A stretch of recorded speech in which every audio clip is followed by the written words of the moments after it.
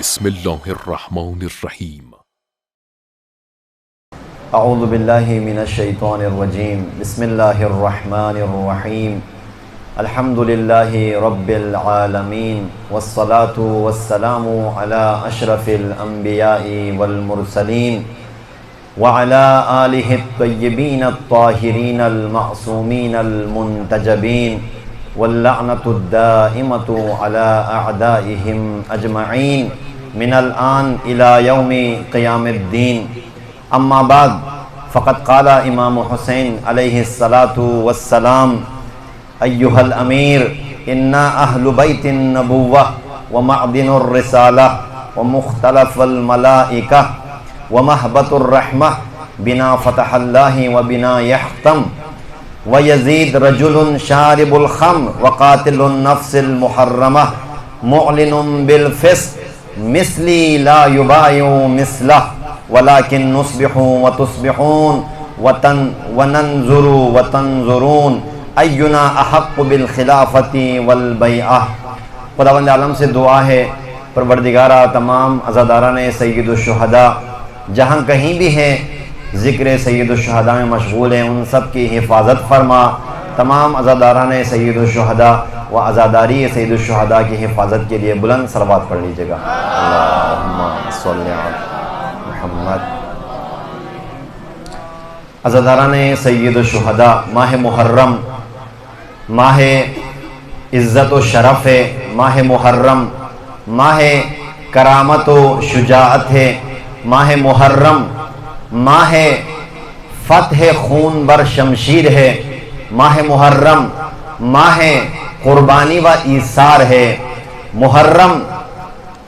اسلام کی آمد سے قبل بھی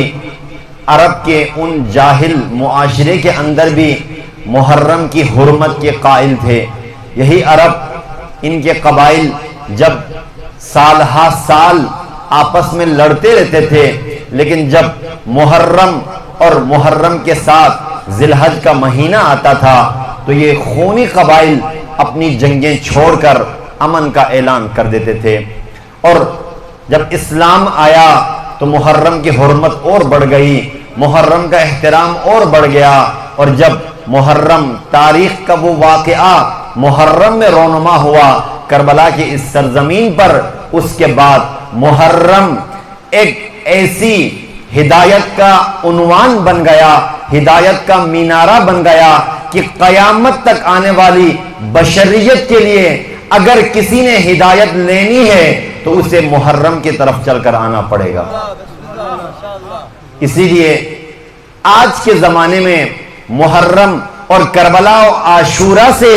کوئی فقیہ، کوئی مجاہد، کوئی عالم دین جس نے کربلا کو سمجھا، جس نے عاشورہ کو سمجھا، جس نے محرم کو سمجھا اور پھر امت کو سمجھا بھی دیا، فرمایا کہ محرم اور سفر کو زندہ رکھیں. کیوں؟ اس لیے کہ محرم اور سفر کی وجہ سے اسلام باقی رہتا ہے. امام خمینی رضوان اللہ علیہ نے، جس نے محرم کو فقط رسومات تک نہیں سمجھا، محرم اور مجالس کو فقط ثواب کا ذریعہ نہیں سمجھا، مجالس اور عزاداری کو فقط لنگر اور نیاز کھانے کا ذریعہ نہیں سمجھا، بلکہ اس فقیہ نے عاشورہ اسی بانی عاشورہ سے سمجھا، کربلا کو اسی بانی کربلا سے سمجھا، پھر اس کربلا کو آج کے اس زمانے میں برپا بھی کر دیا. اس خمینی نے بتایا کہ محرم اور سفر اسلام انہی 2 مہینوں سے زندہ رہے گا، اس لیے ان 2 مہینوں کو بھی زندہ رکھو. عزاداروں، محرم بہت ہی اہم مہینہ ہے. ہر سال ہمیں اللہ کے توفیق سے محرم اور مجالس عزا برپا کرنے کی توفیق نصیب ہوتی ہے. اور اس توفیق پر، اس نعمت پر ہم جتنا بھی اللہ کی بارگاہ میں شکر ادا کرے پھر بھی وہ شکر کا حق ادا نہیں کر پائیں گے. کیونکہ اللہ تعالیٰ نے اگر کسی قوم کو، کسی معاشرے کو، کسی نسل کو اگر کوئی نعمت عطا کی ہے تو اس سے بڑی نعمت کسی قوم کو عطا نہیں کی کہ حسین ابن علی کا پیروکار اور حسین ابن علی کی محبت و عقیدت ہمارے دلوں میں اللہ نے ایسی رکھ دی کہ دنیا کی کوئی دولت، کوئی ثروت، کوئی طاقت اس محبت کو ہم سے چھین نہیں سکتے۔ عزیزارو، امام ششم کے پاس ایک شخص آیا، آ کر امام سے عرض کرنے لگا، مولا میں بہت ہی غریب اور فقیر ہوں، میری مدد فرمائیں تاکہ میرا فقر اور میری غربت ختم ہو جائے۔ توجہ فرمائیں، امام نے فرمایا، اے شخص تو امیر ترین انسان ہو، تو غنی ترین انسان ہو۔ اس نے تعجب سے سوال کیا، مولا آپ میرے حال جانتے ہیں، میری حالت ایسی ہے کہ میں 3 وقت کی روٹی بھی مناسب کھا نہیں پاتا، اور آپ فرما رہے ہیں کہ میں امیر ترین انسان ہوں، بھلا میں کیسے امیر ترین انسان ہو سکتا ہے؟ امام نے فرمایا، تیرے دل میں ہماری محبت اور تیرے دل میں ہماری ولایت ہے یا نہیں ہے؟ انہوں نے کہا، مولا بھرپور ہے، میرے دل آپ کی ولایت و محبت سے بری ہوئی ہے۔ فرمایا، تجھ سے امیر اس دنیا میں کوئی انسان نہیں ہے۔ یہ دولت، یہ ثروت خدا نے ہم اور آپ کو عطا کی ہے عزاداروں۔ اور جب خدا کسی کو جب بہت بڑی نعمت سے نوازتا ہے تو اس نعمت کے بارے میں سوال بھی کرتا ہے، اس انسان کی ذمہ داری بھی بڑھتی ہے۔ جس کو کچھ بھی نہ دے خدا، جس کا ہاتھ خالی ہو، اس کا حساب بھی اتنا سخت نہیں ہوتا، لیکن جس کو بہت کچھ دیا جائے اس کا حساب بھی بہت ہی سخت ہوتا ہے۔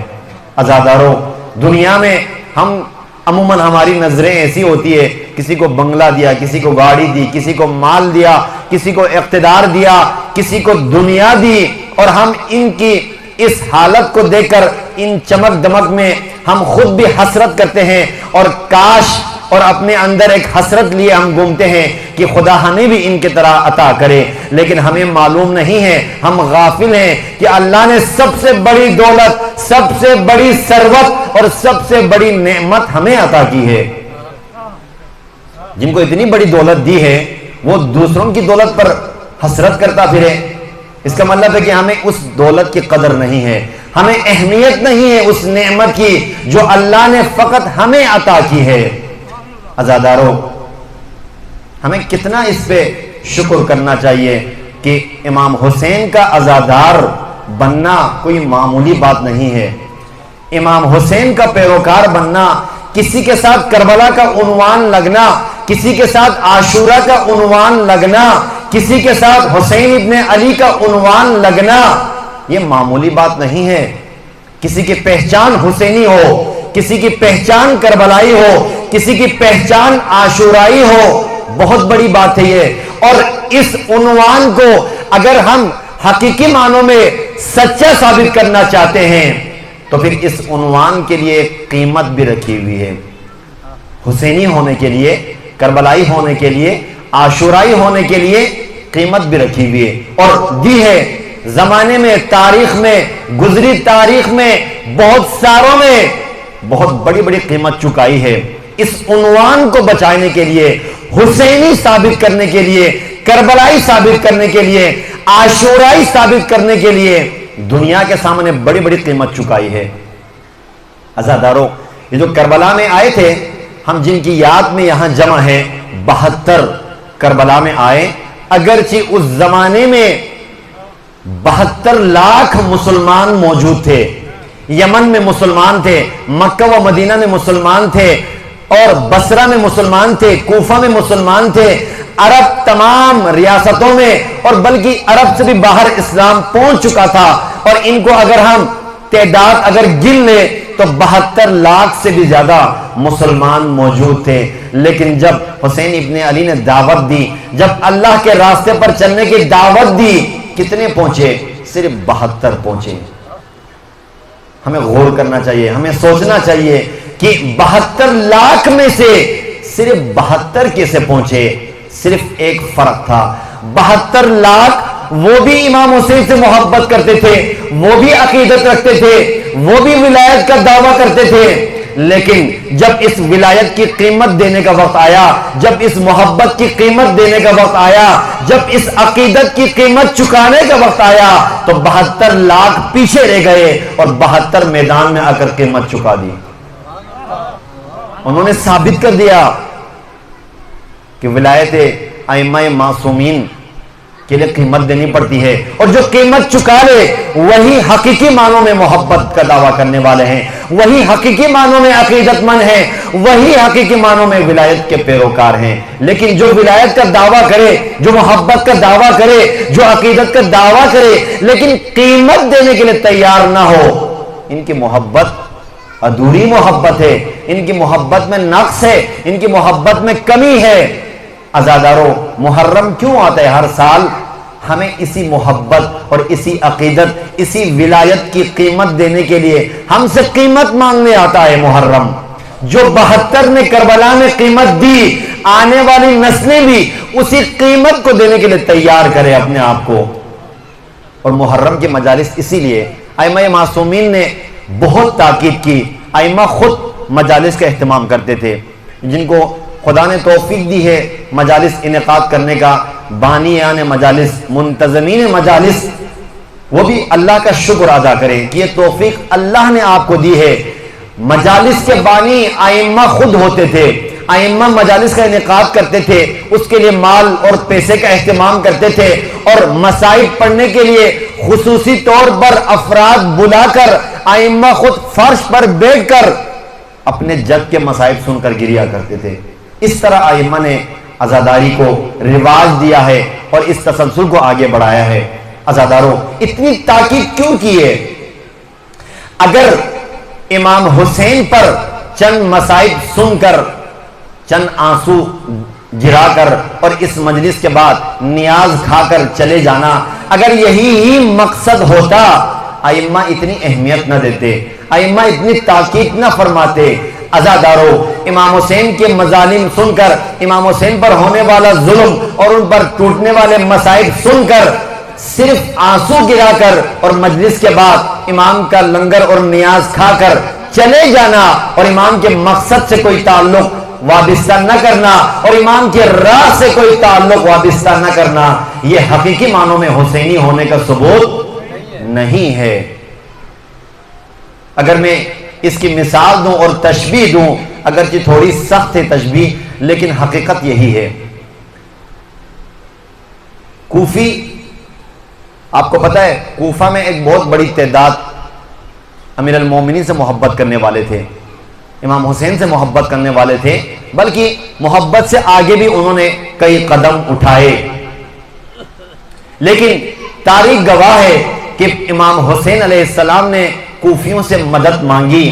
جب کوفیوں نے خود امام کو دعوت پہ خط بھیجے، خط پہ خط، تاریخ کے بقول، روایات کے بقول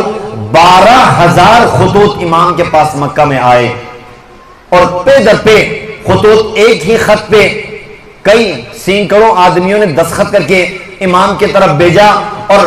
امام جب آئے تو این وقت پہ کوفیوں نے بے وفائی کی۔ این وقت میں جب امام کو مدد کی، اگر کوئی قوم، اگر کوئی طبقہ، اگر کوئی معاشرہ پہلے سے ہی انکار کر دے تو پھر مدد مانگنے والے کی حالت اور ہوتی ہے، وہ اپنا فیصلہ کچھ اور کر لیتا ہے۔ لیکن مدد کا اعلان کر کے، مدد کا وعدہ کر کے، وفا کا وعدہ کر کے، بیعت کر کے جب عین وقت پہ بے وفائی کر دے تو جس کے ساتھ مدد کا اعلان کیا ہو اس کی مشکل اور بڑھ جاتی ہے۔ کوفیوں نے ایسا ہی کیا عزاداروں۔ لیکن یہی کوفی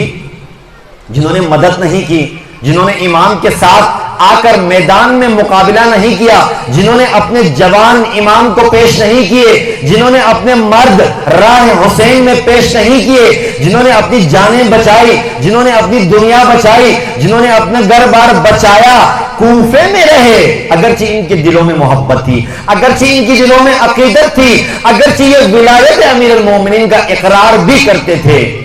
لیکن یہی کوفی جب کربلا کے بعد امام حسین کا حرم اور قافلہ کربلا سے لٹنے کے بعد کوفے کے بازار میں پہنچا تو اس وقت یہی کوفی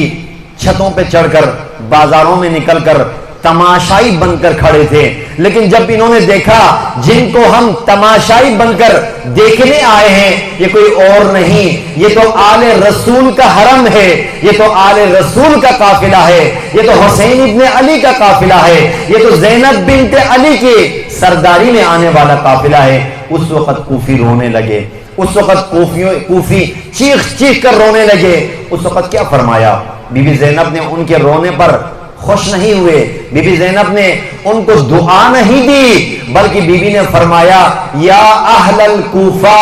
یا اہل الغدر والمکر، اے اہل کوفہ، اے غدارو، اے مکارو، اے ہزار چہرہ والو، تمہیں رونے کا حق ہی نہیں ہے، تم نے میرے بھیا کا ساتھ نہیں دیا، تم نے اپنے جوان بچا لیے، تم نے اپنے مرد بچا لیے، آج میرے جوان، میرے 18 کڑیل جوان، میرے حسین کے اصحاب شہید ہو کر ان کے سر نو کے نیزہ پر بلند ہو گئے اور ہم اسیر ہو گئے، تو ہماری حالت دیکھ کر تم رو رہے ہو، تمہیں رونے کا کوئی حق نہیں ہے۔ اگر تم نے رونا ہوتا تو آج تمہارے جوانوں کے سر بھی نو کے نیزہ پر بلند ہوتے، اگر تم نے رونا ہوتا تو تمہارے مرد بھی آج شہید ہو کر تمہارے مردوں کے سر بھی نو کے نیزہ پر بلند ہوتے، پھر تمہیں رونے کا حق ہوتا۔ تم نے اپنے جوان بچا لیے، حسین کے جوان شہید کروائے، تم نے اپنے مرد بچائے، اصحاب حسین شہید کروائے، تم نے خود کو بچا لیا، اپنے امام کو شہید کروایا، اور اب اپنے امام کی مظلومیت پہ رو رہے ہو۔ بی بی نے سخت الفاظ میں ان کی مذمت کی، عزادارو، اور یہ سنیں، یہ فقط بی بی نے کوفے والوں کو نہیں فرمایا، بلکہ جو بھی کوفیوں کا کردار ادا کرے، جو بھی امام وقت کی نصرت نہ کرے بلکہ امام وقت کی نصرت پر خاموش رہ کر تماشائی کا کردار ادا کرے اور امام وقت پر ظلم ہو اور اس مظلومیت پر جب آنسو بہانے کا وقت آئے تو وہاں آنسو بہانا شروع کرے۔ بنت علی کا جملہ ان سب کے لیے ہے۔ بنت علی کو ایسے آنسو نہیں چاہیے کہ جب حسین بلا رہا ہو اس وقت نہ آئے، لیکن جب حسین شہید ہو تو آنسو بہانے لگے۔ عزاداروں، کربلا آج بھی ہے، آج بھی کربلا رونما ہو رہا ہے، آج بھی کربلا برپا ہے، آج بھی کربلا سے بڑھ کر ظلم ہو رہا ہے۔ آج کے کربلا میں ہم نے کردار ادا کرنا ہے، آج کے کربلا میں ہم نے کربلا میں امام حسین کے اصحاب کی طرح کردار ادا کرنا ہے، لیکن کب ادا کریں گے؟ اگر ہم مجلس میں ثواب کے لیے آتے ہیں، اس میں کوئی شک نہیں ہے کہ جب مجلس میں آپ آتے ہیں تو ثواب اتنا اللہ عطا کرتا ہے انسان اس کا حساب بھی نہیں کر سکتا۔ مجلس عزا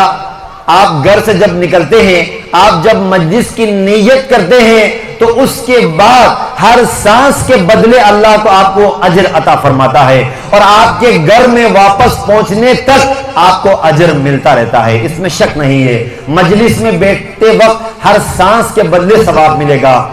لیکن ثواب مجلس کا مقصد نہیں ہے۔ مجلس میں ثواب کی خاطر نہیں آتے، بلکہ مجلس میں کیوں آنا چاہیے؟ مجلس میں مقصد امام حسین کو سمجھنے کے لیے آنا چاہیے۔ مقصد سید الشہداء، کیوں امام حسین نے قیام فرمایا، کیوں امام حسین اپنا مدینہ، نانا کا وطن مدینہ چھوڑ کر مکہ، پھر مکہ بھی چھوڑ کر کوفہ بھی تشریف لے کے نہ گئے، اور فقط کربلا کے اس لق و دق صحرا میں اپنی اولاد، اپنی بیویوں کو، اپنی آل کو، اپنے دوستوں کو، اپنے اصحاب کو لے کر تشریف لائے؟ یہ مقصد کیا تھا؟ کیا چیز امام کو مدینہ چھوڑا کر کربلا لے آئی؟ کیا چیز امام کو مکہ چھوڑا کر کربلا لے آئی؟ اس راز کو سمجھنا ضروری ہے عزیزان۔ اگر کوئی اس راز تک پہنچ جائے وہ قافلہ حسین ابن علی میں شامل ہو سکتا ہے، آج بھی شامل ہو سکتا ہے۔ ہم زیارات پڑھتے ہیں اور زیارات کے بعد ہم یہ جملہ ضرور کہتے ہیں کہ یا لیتنی کننا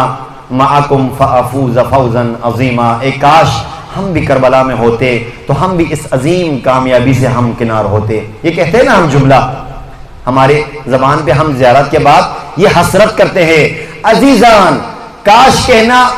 مشکل نہیں ہے، حسرت کرنے کی ضرورت نہیں ہے۔ آج بھی آپ اصحاب حسین کی صف میں شامل ہو سکتے ہیں، آج بھی آپ قافلہ حسینی میں شریک ہو سکتے ہیں۔ اقبال نے کیا خوب فرمایا، قافلہ حجاز میں ایک حسین بھی نہیں۔ سب کچھ ہے، آج کربلا برپا ہے، شمر ہے، یزید ہے، خولی ہے، عمر سعد ہے، ابن زیاد ہے، ہر ظالم و فاسق و فاجر ہے، لیکن اس قافلہ حجاز میں حسین ابن علی نہیں ہے،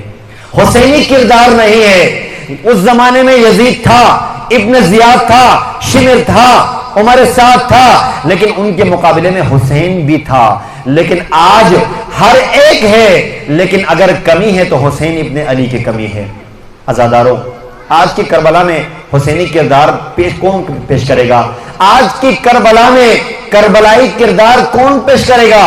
اس کے لیے ہمیں مقصد سید الشہداء سمجھنا ہوگا۔ عزاداروں، مقصد سید الشہداء، قیام سید الشہداء سمجھنے کے لیے ہم فوراً 2 محرم امام حسین کربلا میں پہنچے اور 10 محرم عاشورہ برپا ہوا، اور ہماری کربلا اتنی ہے، 2 محرم سے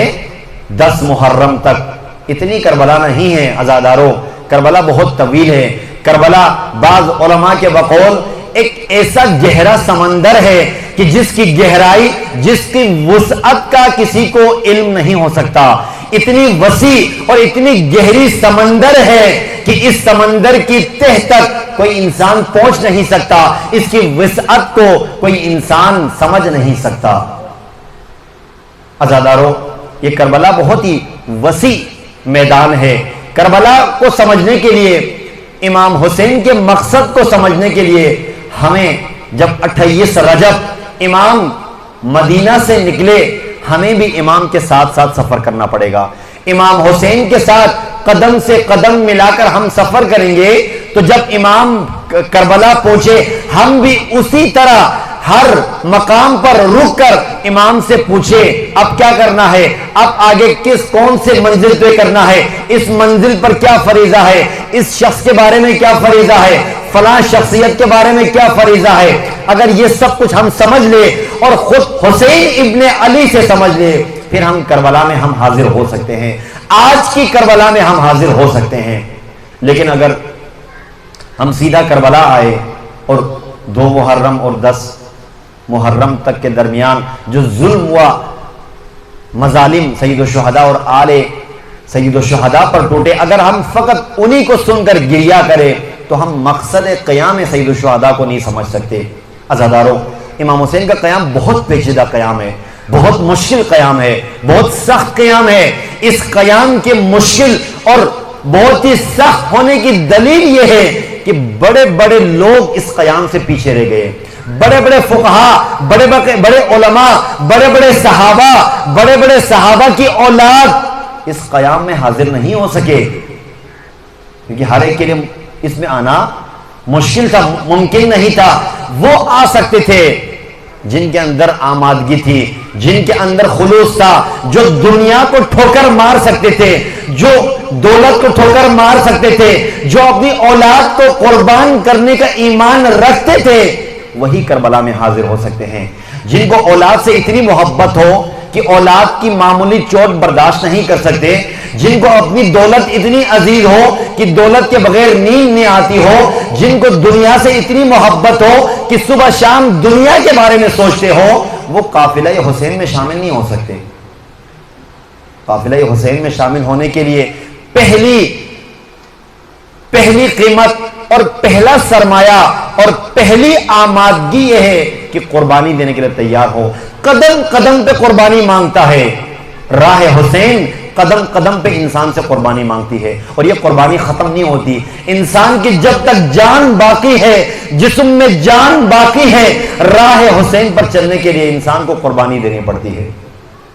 جس طرح امام حسین علیہ السلام نے دی۔ امام حسین نے جو سرمایہ اپنے ساتھ لے کر گئے تھے، معمولی ذرہ برابر اس سرمایہ سے بچا کر نہیں رکھا، بلکہ جو کچھ تھا امام نے سخاوت کے ساتھ اللہ کے راہ میں دے دیا، کھلے دل سے دے دیا۔ آج کوئی دے سکتا ہے؟ آج ہم عزادار ہیں، آج ہم امام حسین کا پیروکار ہیں، ہم راہ حسین پر اس طرح قربانی دینے کے لیے تیار ہیں؟ ہم امام حسین کے نام پہ جیل برداشت کر سکتے ہیں، ہم امام حسین کے نام پر کسی کا تھپڑ برداشت کر سکتے ہیں، ہم امام حسین کے نام پر اپنے سینے کو گولی کے سامنے پیش کر سکتے ہیں، ہم امام حسین کے نام پر اپنی جان خطرے میں ڈال سکتے ہیں، ہم امام حسین کے نام پر کسی ظالم، کسی طاغوت، کسی جابر کے سامنے ڈٹ کر کھڑے ہو سکتے ہیں؟ اگر ہو سکتے ہیں تو واقعاً آپ عزادار ہو حقیقی معنوں میں، لیکن اگر نہیں ہو سکتے، اگر کسی ظالم کے سامنے ڈر جائے، خوف پیدا ہو جائے، ظالم کے سامنے بولنے کی ہمت نہ آئے، تو سمجھ لے ابھی عزادار نہیں بنے، ابھی پیروئے حسین ابن علی نہیں بنے۔ یہ جملہ جو میں نے آپ کی خدمت میں تلاوت کی سید الشہداء امام حسین علیہ السلام کا قیام کربلا میں پہلا خطبہ، پہلا جملہ امام حسین علیہ السلام کی زبان مطہر سے جو نکلا وہ یہی ہے۔ جب امام کو بیعت کا مطالبہ آیا، امیر شام واصل جہنم ہوا اور اس کا ناخلف بیٹا یزید تخت پر بیٹھا، تو یزید نے سب سے پہلا کام اپنی حکومت میں جو کیا، تمام علاقوں میں لوگوں سے بیعت لینے کے لیے قاصد روانہ کیا۔ اگرچہ یزید کا باپ اپنی زندگی میں ہی یزید کے لیے امت سے بیعت لے چکا تھا، اپنی زندگی میں اپنے بیٹے کو اپنی جگہ بٹھانے کے لیے تمام بڑے سرداروں سے اور تمام علاقوں کے لوگوں سے بیعت لے چکا تھا، لیکن یزید نے چاہا کہ میں پھر سے بیعت لے لوں، لوگوں کا حال دیکھ لوں کہ لوگوں کی صورتحال کیا ہے۔ یزید نے قاصد روانہ کر دیے، ایک قاصد مدینہ کی طرف بھیجا، اور اس وقت مدینہ کا گورنر والی ولید تھا، مدینہ کا گورنر۔ اس کی طرف ایک قاصد آیا رات کی تاریکی میں، اور اس نے جب وہ خط دیا، ایک خط عمومی بیعت کے لیے تھا کہ مدینہ کے سب لوگوں سے بیعت لے لے، اور ایک چھوٹا سا خط الگ دیا، توجہ فرمائیں، اس میں 3 افراد کا نام لکھا ہوا تھا۔ سر فہرست جن کا نام لکھا تھا مولا امام حسین علیہ السلام کا نام تھا، اس کے بعد عبداللہ ابن زبیر۔ اس خط میں لکھا ہوا تھا کہ ان 3 افراد سے خصوصی بیعت لے لیں، اور اگر بیعت نہ کرنے کی صورت میں ان کا کام تمام کر دیں۔ جب یہ قاصد آیا، ولید نے امام حسین علیہ السلام کی طرف ایک شخص کو روانہ کیا دربار میں بلانے کے لیے۔ امام اس وقت مسجد نبوی میں عبداللہ ابن زبیر کے ساتھ کسی موضوع پر گفتگو فرما رہے تھے۔ اس وقت قاصد آیا، رات کے تقریباً کافی دیر گزرنے کے بعد اس نے جب آ کر پیغام دیا کہ ولید آپ کو دربار میں بلا رہا ہے، اس وقت اس کے بلاوے کو سن کر روایات کے بقول، تاریخ کے بقول، عبداللہ ابن زبیر ڈر گیا کہ رات کی اس تاریکی میں ولید نے بلایا ہے، لگتا ہے کوئی مشکل ہے، لیکن امام حسین اپنی بصیرت، اپنی الہی علم کے ذریعے سمجھ گئے کہ یہ ملعون کیوں بلا رہا ہے۔ امام نے فرمایا، امام نے اس وقت، ابھی تو قاصد نے پیغام نہیں دیا، کیوں بلایا؟ امام نے فرمایا، عبداللہ ابن زبیر کو کہا، اے عبداللہ، یقیناً ان کا طاغوت مر گیا ہوگا، اور یہ اپنی بیعت کے لیے، طاغوت کے بیٹے کی بیعت کے لیے ہمیں بلا رہا ہوگا۔ امام نے اسی وقت 30 افراد بنو ہاشم اور اپنے اصحاب میں سے ان کو مسلحانہ طور پر تیار کیا، اور اس گروہ کو لے کر، دیکھیں جب کوئی طاغوت بلاتا ہے، جب کوئی درباری، جب کوئی سرکاری کسی حسینی کو بلاتا ہے تو کیسے دربار میں جانا چاہیے، یہ مولا حسین ہمیں سکھا کر گئے ہیں، کیسے جانا چاہیے اور طاغوت سے کیسے بات کرنی چاہیے۔ امام حسین کی سیرت ہمیں بتا رہی ہے۔ توجہ فرمائیں، ایک دفعہ صلوات پڑھ لیجئے گا۔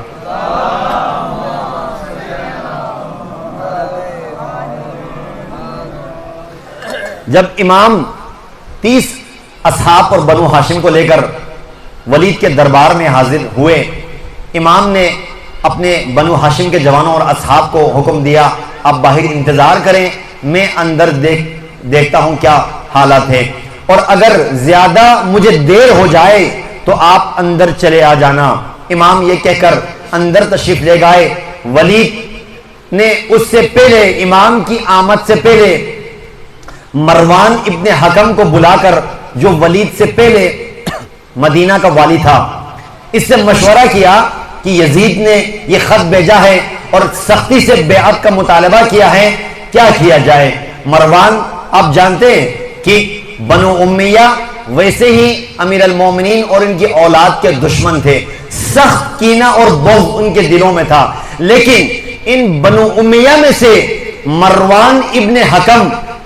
کینے اور بغض کے لحاظ سے شاید کوئی اور اتنا بغض والا نہ تھا جو اہل بیت کے بارے میں سخت کینہ رکھتا تھا۔ اس لعین کو بلا کر ولید نے اس کے ساتھ مشورہ کیا، تو ولید نے اس کو یہ مشورہ دیا کہ جیسا یزید نے حکم دیا ہے ویسا ہی کیا جائے، اگر بیعت کر لے ٹھیک، لیکن اگر بیعت نہ کرے تو پھر کام تمام کر دے، امام حسین کا سر قلم کر دے۔ امام اندر تشریف لے گئے، امام نے جب پوچھا کہ رات کی اس تاریکی میں کیوں بلایا، تو ولید نے یہی کہا کہ معاویہ مر گیا ہے اور یزید نے بیعت کا مطالبہ کیا ہے اور بیعت نہ کرنے کی صورت میں آپ کے سر کا تقاضا کیا ہے۔ امام حسین نے بڑی خوبصورت انداز میں اس کو جواب دیا، فرمایا اے ولید، تو جانتا ہے کہ تم نے جو بیعت کا مطالبہ کیا اور تمہارے طاغوت نے جو بیعت کا مطالبہ کیا، یہ اللہ کی رضا کے لیے نہیں ہے، بلکہ تم چاہتے ہو لوگوں کو دکھانے کے لیے، اس لیے بہتر ہے رات کی تاریکی میں چھپ کر بیعت کرنے کے بجائے دن کی روشنی میں جب سارے لوگ جمع ہوں گے تو وہیں پر بیعت کی جائے، زیادہ بہتر ہے۔ ولید نے مان لی بات، لیکن ساتھ بیٹھا ہوا مروان ابن حکم نے ولید کو اشارہ کیا۔ میں نے آپ کو عرض کیا کہ مروان ولید سے زیادہ اہل بیت سے بغض رکھتا تھا، ولید سے زیادہ اس کو جلدی تھی کہ کام تمام کر دیا جائے۔ اس نے اشارہ کیا، اے ولید، تو غلط کر رہا ہے، اگر تم نے یہ موقع ضائع کیا، اگر تم نے اس وقت حسین ابن علی سے بیعت نہ لی تو سمجھ لے کل تمہیں بیعت لینے کے لیے خون بہانا پڑے گا، تمہیں بیعت لینے کے لیے بنو ہاشم سے لڑنا پڑے گا۔ میری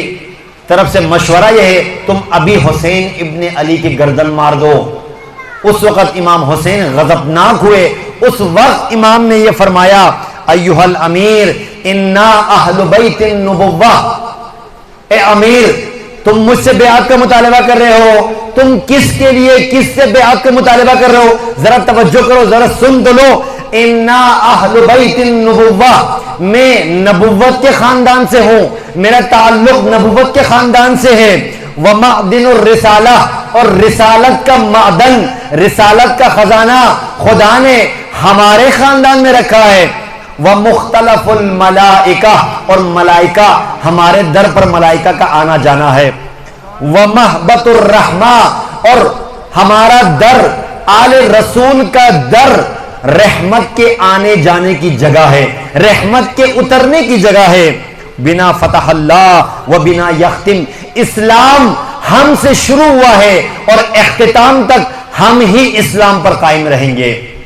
امام نے اپنا تعارف کر دیا، اس کے بعد امام نے فرمایا یہ میرا تعارف ہے، اب سن، جس کے لیے تم مجھ سے بیعت کا مطالبہ کر رہے ہو وہ کون ہے، ذرا سن لے۔ وَيَزِيد رَجُلٌ شَارِبُ الْخَمْرِ، یزید کون ہے؟ ایسا مرد ہے جو کھلم کھلا شراب نوشی کرتا ہے۔ قاتل النفس المحرمہ،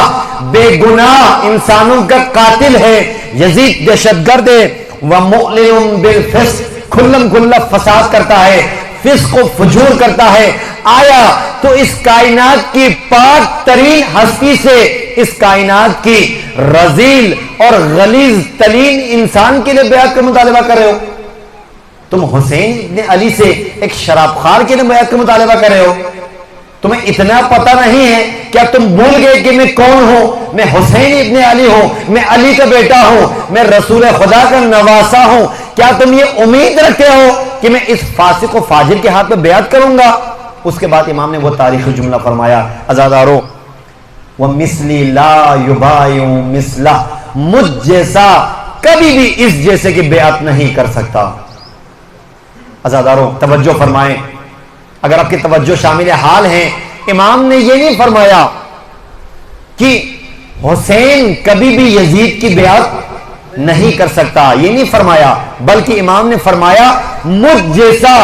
کبھی بھی یزید جیسے کی بیعت نہیں کر سکتا۔ عزادارو، یہ امام حسین فقط اپنے لیے نہیں فرما رہے، امام حسین قیامت تک آنے والے ہر حسینی، ہر صاحب ایمان، ہر امام حسین کی راہ پر چلنے والے کے بارے میں فرما رہے کہ جو بھی حسینی ہو، جو بھی میری راہ پر چلنے والا ہو، جو بھی میرا کردار رکھتا ہو، وہ کبھی بھی یزید جیسے کی بیعت نہیں کر سکتا۔ عزادارو، آج آتے ہیں بیعت کا مطالبہ، کیونکہ جس سرزمین پر ہم رہ رہے ہیں وہ کوئی اسلامی حکومت اور کوئی الہی حکومت یہاں پہ قائم نہیں ہے، بلکہ نظام جمہوریت ہے، اور نظام جمہوریت اسلامی نظام نہیں ہے، بلکہ مغرب کا بنایا ہوا نظام ہے، فرانس سے نکلا ہوا نظام ہے، جو آج تمام مسلمانوں نے متفقہ طور پر اس نظام کو قبول کر لیا ہے۔ جبکہ مسلمانوں میں دو نظام ہیں، ایک اہل سنت کا نظریہ ہے نظام خلافت، اسلام کے مطابق اہل سنت کا نظام خلافت ہے سیاسی، اور تشیع شیعہ مکتب کے مطابق اسلام کا سیاسی نظام ولایت ہے۔ لیکن آج دیکھیں شیعہ اور سنی دونوں اپنے اپنے نظریے کے مطابق اسلامی نظاموں کو چھوڑ کر باطل نظام جمہوریت کو قبول کیے بیٹھے ہیں، اور اس نظام کے سائے میں خوشی اور راضی رہ کر ہم نام حسین ابن علی فخر سے لیتے ہیں۔ عزاداروں، یہ بہت بڑا تضاد ہے، یہ بہت بڑا دوراہا ہے، جس کے بارے میں ایرانی قوم اس تضاد میں جب تھی، اس وقت ایک پاکستان سے سفیر ایران میں گیا، اور سفارت کے بعد میں انقلاب آنے کے بعد انہوں نے کتاب لکھی، اس کتاب میں ایران کے سفرنامے کو انہوں نے تحریر کیا، اس میں یہ جملہ لکھا کہ جب میں ایران گیا تو ایران جانے سے پہلے میں نے ایران کے سابقہ سفیر، پاکستانی سفیر سے ایران کے بارے میں معلومات دی، ذرا مجھے بتائیں کہ میں نے ایران سفارت کرنے جانا ہے، مجھے اس قوم کی کچھ خصوصیات بتائیں۔ توجہ فرمائیں، ایک دفعہ صلوات پڑھ لیجیے گا۔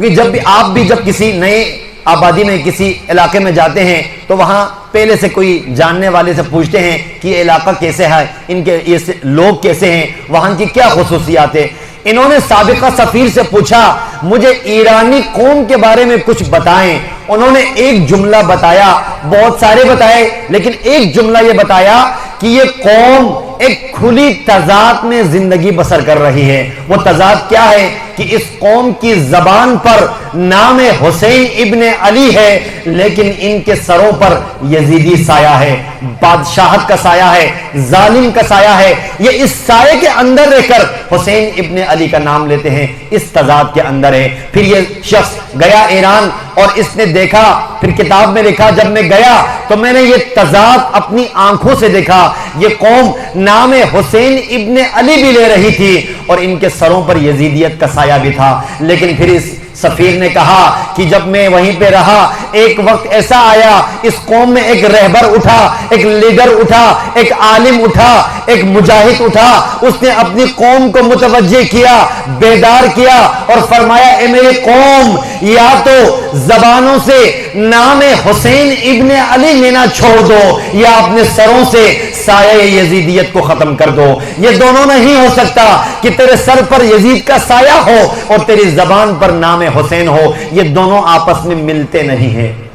عزاداروں، پھر یہ سفیر کہتا ہے کہ ایک وقت آتا ہے کہ اس رہبر کی آواز پر اس قوم نے لبیک کہا، اس قوم نے لبیک کہا اور اپنے سروں سے اس قوم نے اپنی زبان سے نام حسین کو لینا نہیں چھوڑا، لیکن اپنے سروں سے سایہ یزیدیت کو ختم کر دیا۔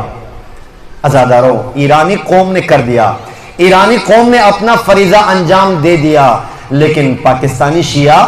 ابھی وہ فریضہ انجام نہیں دے کر بیٹھے۔ ہم اسی تضاد میں ہیں، ہمارے سروں پر سایہ یزیدیت کا ہے، لیکن اسی سائے کے اندر ہم نام حسین ابن علی لے کر ہم راضی رہتے ہیں، ہم خوش رہتے ہیں، ہم اس سے آگے نہیں بڑھتے۔ عزاداروں، حسینی، کربلائی، حقیقی عاشورائی کا کام یزیدی سائے میں رہ کر نمازیں پڑھنا، یزیدی سائے میں رہ کر عزاداری کرنا اور امام حسین کے لیے رونا یہ کافی نہیں، بلکہ حسینی وہ ہے، کربلائی وہ ہے، عاشورائی وہ ہے، راہ حسین پر چلنے والا وہ ہے۔ وہ پہلے یزیدی سائے کو ختم کرتا ہے، پھر اس کے بعد حسینی سائے کے اندر نام حسین ابن علی لیتا ہے۔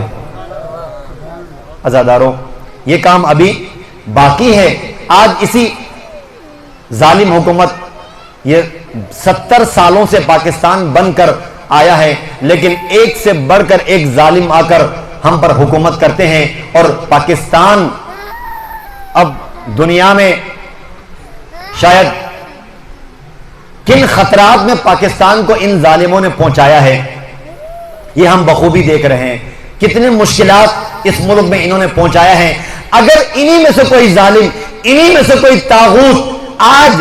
جرم اس بات کے جرم میں کہ تم پیرو حسین ہو، تو حسین ابن علی کا نام لیتے ہو، تم حق کو کھلم کھلا بیان کرتے ہو، اور تمہیں اس کو روکنے کے لیے کسی دربار سے، کسی دفتر سے، کسی گورنر کی طرف سے حکم آئے،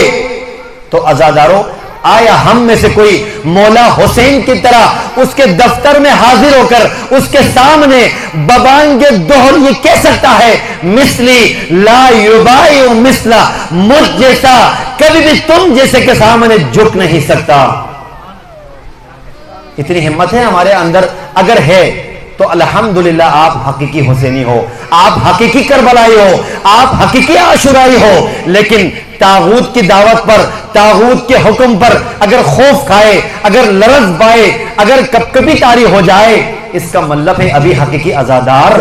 نہیں بنے، ابھی تیاری کی ضرورت ہے، ابھی تیار ہونے کی ضرورت ہے، ابھی مشق کرنے کی ضرورت ہے، ابھی کربلائی بننے کی ضرورت ہے۔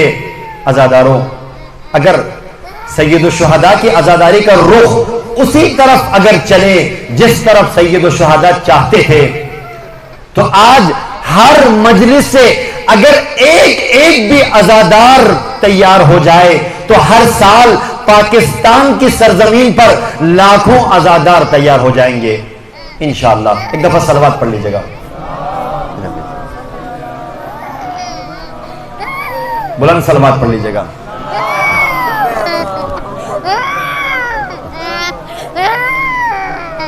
عزاداروں، آج ہمیں تیار ہونے کی ضرورت ہے، ہمیں اپنی اولاد کو، اپنے جوانوں کو تیار کرنے کی ضرورت ہے۔ آج جب مجالس میں خطرہ ہوتا ہے، الحمدللہ فی الوقت خطرات سے ہم خالی ہیں، لیکن دعا کریں کہ یہ محرم ہر طرح کی دہشت گردی اور ہر طرح کی ناامنی سے محفوظ رہے، اور تمام مؤمنین، تمام عزاداران پاکستان میں اور دنیا میں جہاں کہیں بھی ہو، سب اپنے حفظ و امان میں محفوظ رہے۔ لیکن پاکستان ہے، پاکستان کے حالات کا کسی کو کچھ بھی پتہ نہیں ہوتا۔ دشمن، عزاداری کے دشمن، اسلام کے دشمن، تشیع کے دشمن تاک میں بیٹھے ہیں کہ کب ہمیں موقع ملے اور ہم عزاداری اور جلوسوں اور مجالس کی حرمت کو پائمال کریں۔ اس لیے ہمیں آنکھیں کھلی رکھ کر اپنی حفاظت کا بھی اہتمام کرنا چاہیے۔ عزاداروں، لیکن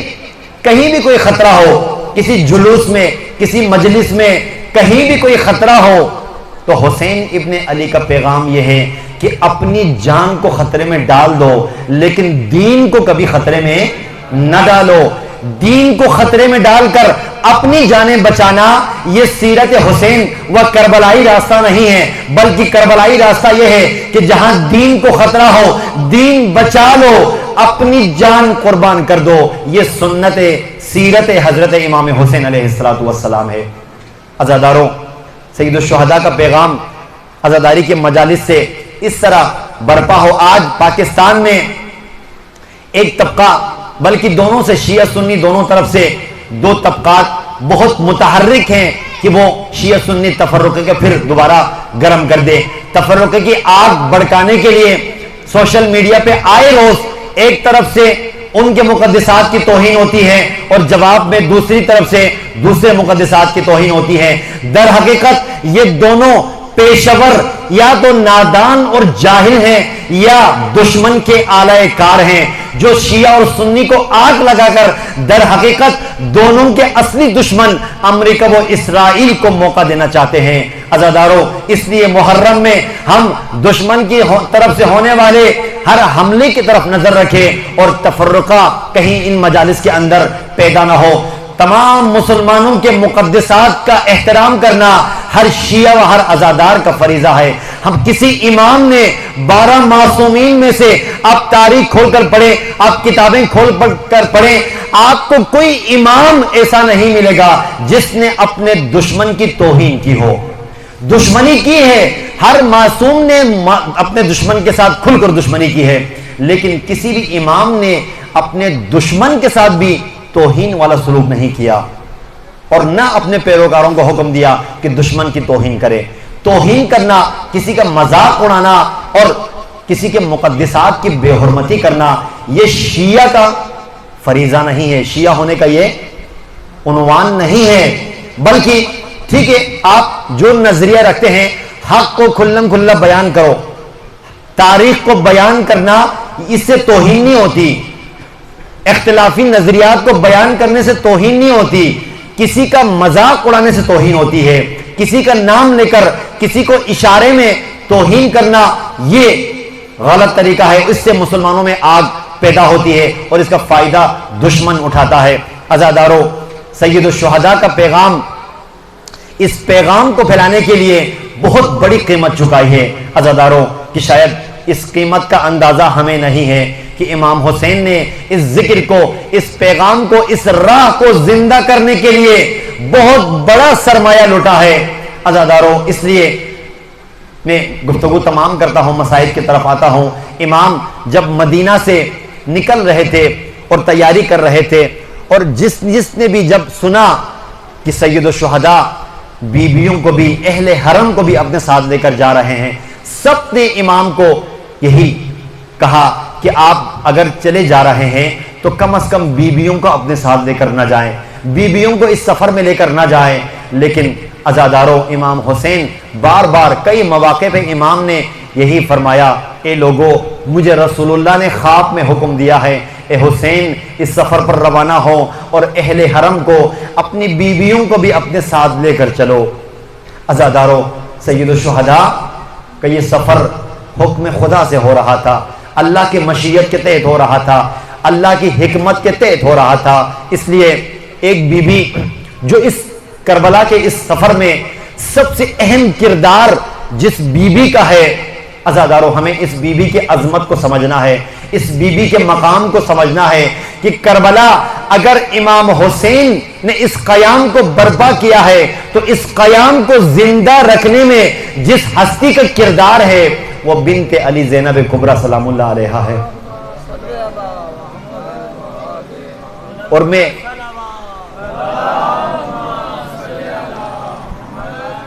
عزادارو اگر میں یہ جملہ کہہ دوں تو شاید مبالغہ نہ ہو کہ سید الشہداء سے بھی زیادہ مظالم جس ہستی پر ٹوٹے وہ بنت علی زینب کبریٰ تھی۔ عزادارو، حسین ابن علی پر مظالم عاشور تک، عاشور کے سپہر عصر عاشور تک مظالم ٹوٹے، لیکن مظالم کے پہاڑ، مظالم کا طوفان اس وقت شروع ہوا جب حسین ابن علی شہید ہو گئے، اس وقت مظالم کے پہاڑ ٹوٹے۔ ان مظالم کا مقابلہ، ان مصائب کا مقابلہ کرنے کے لیے علی کی شیر دل بیٹی زینب کبریٰ میدان میں پہاڑ کی طرح کھڑی رہی اور ہر پہاڑ جیسے مصائب کا مقابلہ کیا۔ عزادارو، کیسے زینب کبریٰ میں اتنی برداشت تھی، کیسے زینب کبریٰ میں اتنی طاقت تھی، ایک خاتون ہو کر ایسی ہمت دکھائی جہاں جس میدان میں مرد بھی پیچھے ہٹتا ہے وہاں بھی زینب کبریٰ چٹان کی طرح کھڑی رہی۔ عزادارو، زینب کبریٰ کے کردار کو سمجھنا ہے، زینب کبریٰ کی سیرت کو سمجھنا ہے، زینب پہ رونے کے ساتھ ساتھ زینب کے کردار کو اپنانا بھی ہے۔ آج کے زمانے میں زینبی کردار کی ضرورت ہے۔ ذرا سنیں مصائب حضرت زینب کبریٰ، مصائب کے پہاڑ،